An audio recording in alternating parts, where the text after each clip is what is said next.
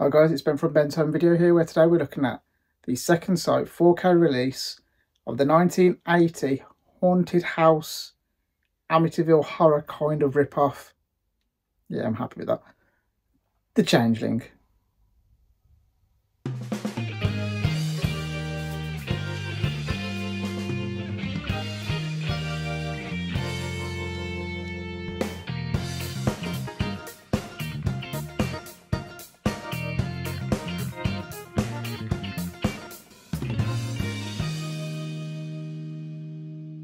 As always guys, I never ask you to like this video or subscribe to this channel, but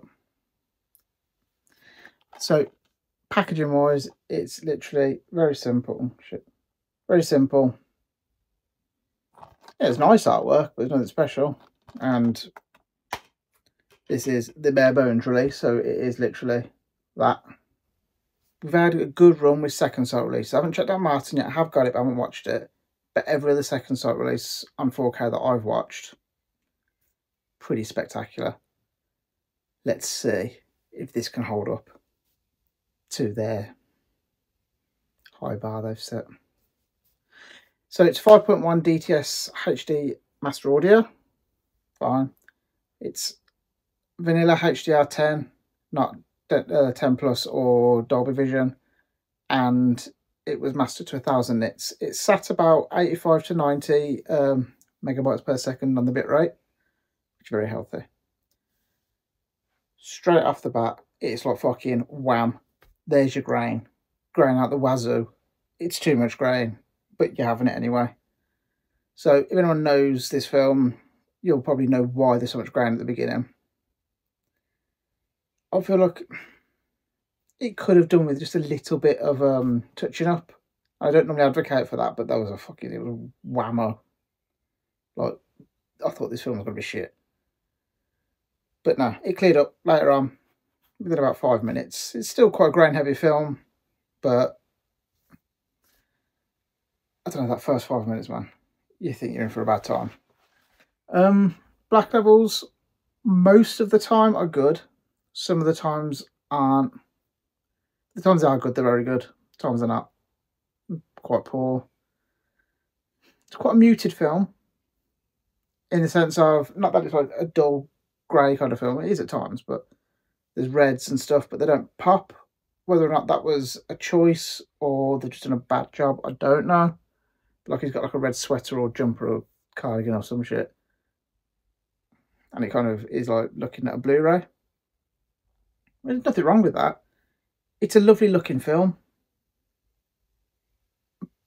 but it's not overly impressive to me, especially compared to their other stuff that they've done.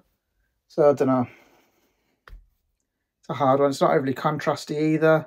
I love the contrast on films when it's got like the proper dark shadow on their face and like proper bathed in light. Ain't got that either.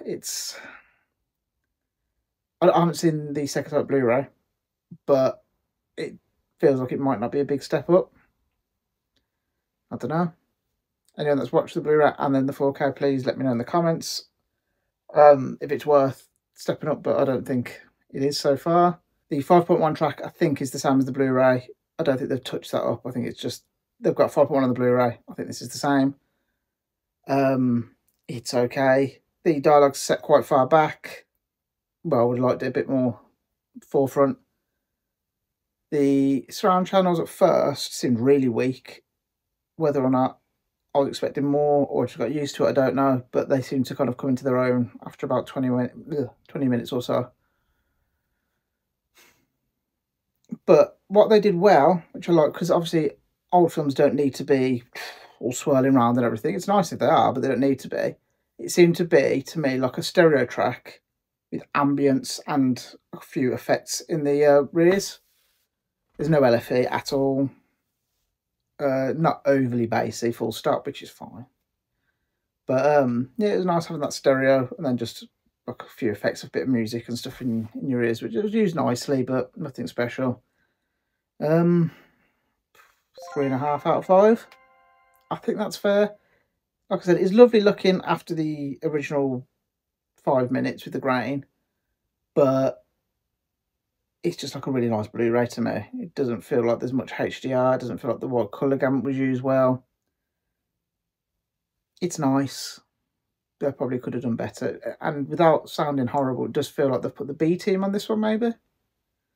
Don't come at me for that, because that's nasty what I just said, sorry. So this is my first time watching it. And I've been looking forward to it for a long time. It was alright. It was alright. Really good seance scene. Really fucking good. And it did come out after Amityville Horror. It just felt like a lesser Amityville Horror to me. And I don't know if that's me kind of being stupid and not looking into it deeper or whatever. But it was fine. I enjoyed it. It was fun. Creepy. It wasn't that fun. It's quite horrible actually, but it was creepy. Some cool practical effects, which I'm always up for.